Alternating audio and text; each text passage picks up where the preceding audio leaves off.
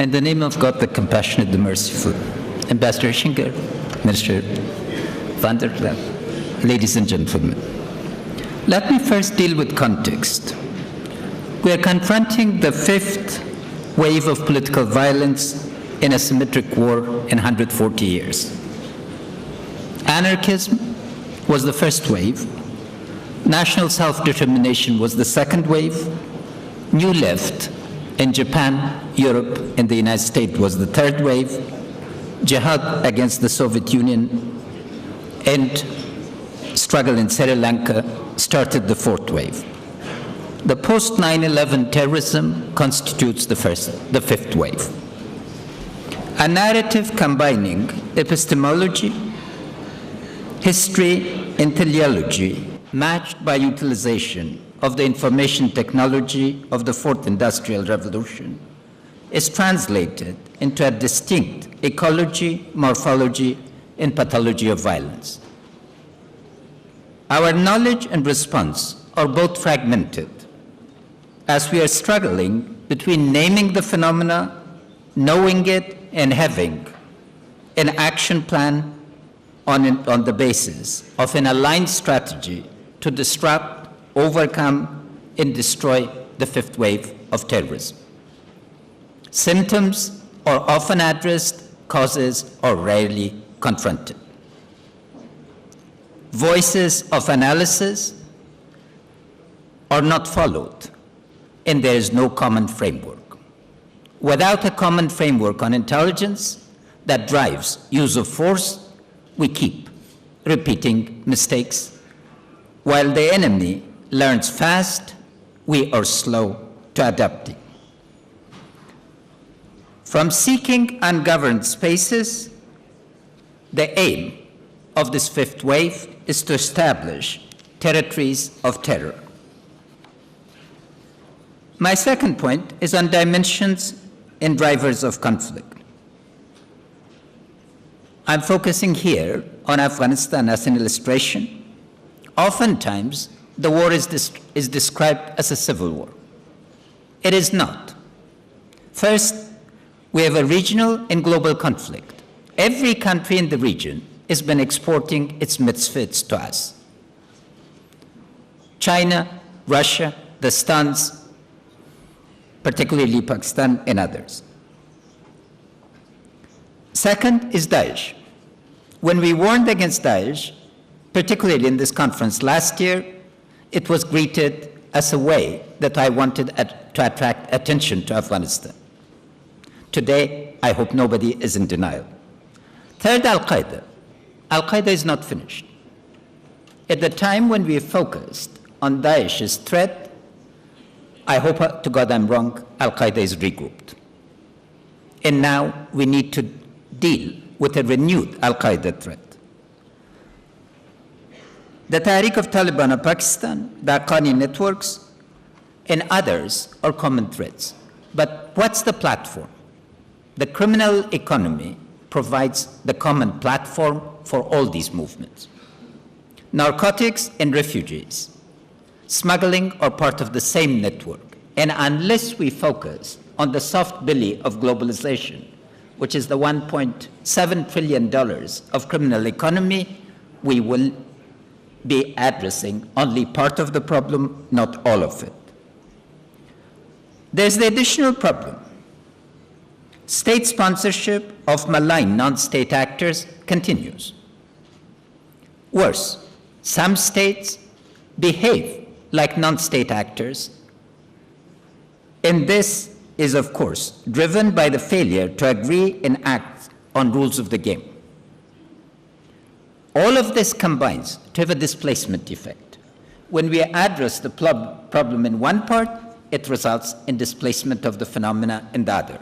And what, from an Afghan and regional perspective, particularly needs attention, action in Syria and Iraq against Daesh is likely to displace it, geographically and spatially.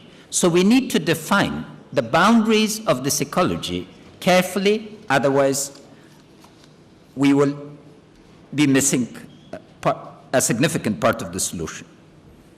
Ambassador Schinger described 2016 as bleak. From an Afghan perspective, I'd like to describe it as one of cautious optimism. I think everybody in a bleak forecast needs a ray of hope. An aligned strategy requires simultaneously, preferably coordinated action at 5 levels: global, Islamic, regional, national, and subnational. So why the good news? First, I'd like to express gratitude to President Obama, Chancellor Merkel, Prime Minister Cameron, Prime Minister Renzi, leaders of 40 countries that have agreed to renew the resolute support mission in support of Afghanistan. NATO, ladies and gentlemen, is fully alive and willing to act responsibly. I'd like to extend a very big thank you to NATO, to its Secretary General, and to the entire organization. Second, regional support. We've worked very actively with China, with Central Asian states, Azerbaijan, Turkmenistan in particular, India, Iran, Russia, and Turkey, through bilateral and multilateral mechanisms.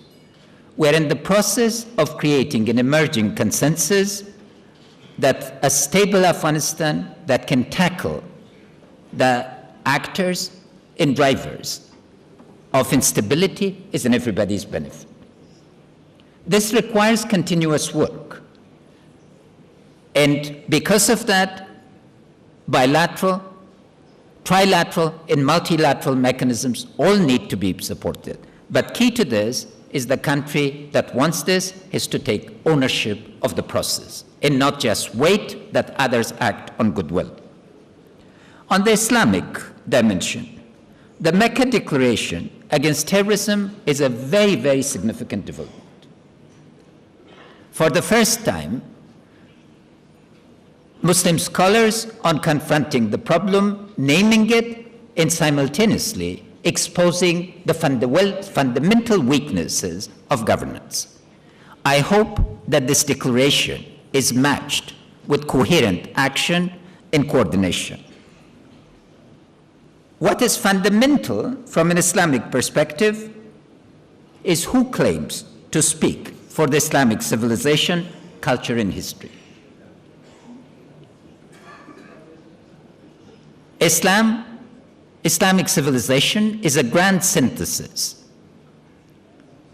When we measure the circumference of the earth, the rest of the world did not know that the world was round, and that was 1,000 years ago. We need to claim back our heritage and create a vibrant and comprehensive debate among ourselves so we can work.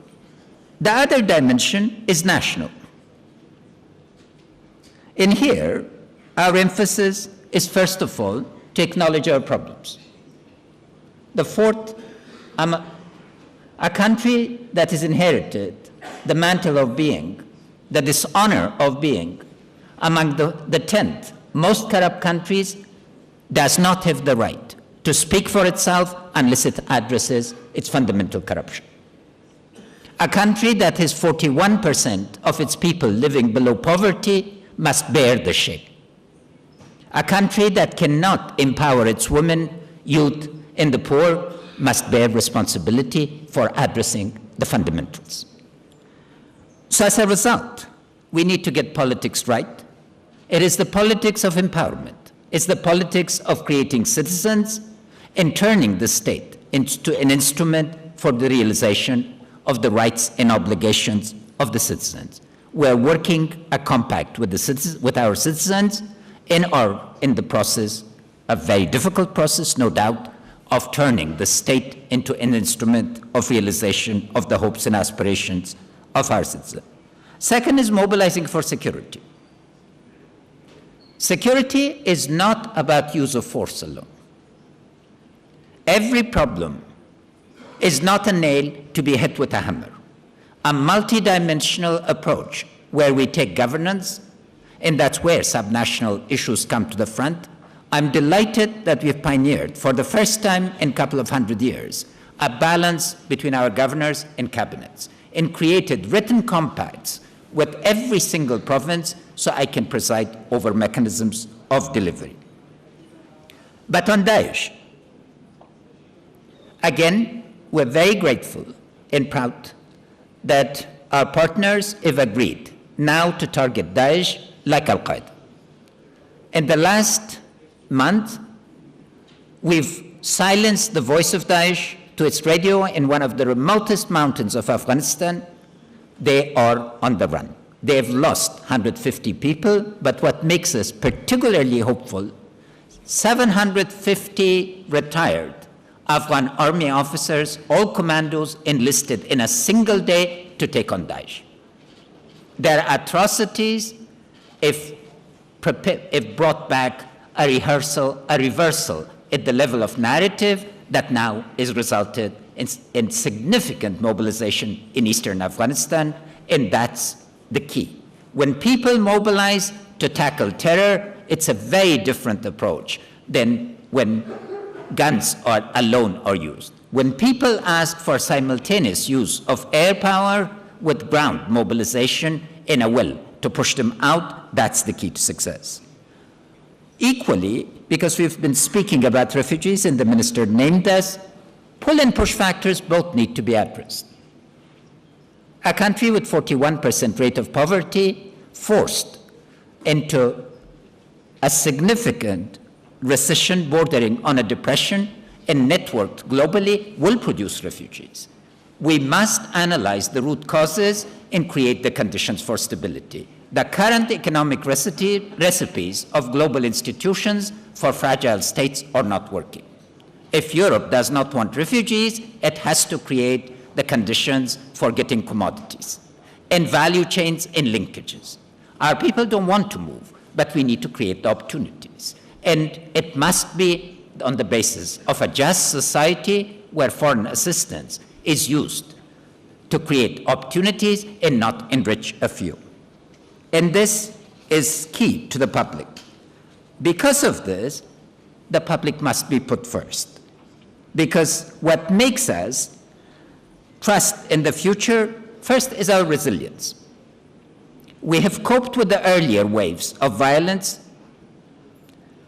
Our resilience, historic resilience, gives us the confidence that we will overcome the fifth wave. Second is our latent resources. We're an extraordinarily rich country inhabited by extraordinarily poor people. It has to be reversed. And our partnership, now based on mutual values, accountability, and mutual trust, should provide a platform for an aligned strategy. We invite governments, firms, and global civil society to join us in deploying the tools of great imagination and creativity to overcome the fifth wave of violence. Thank you.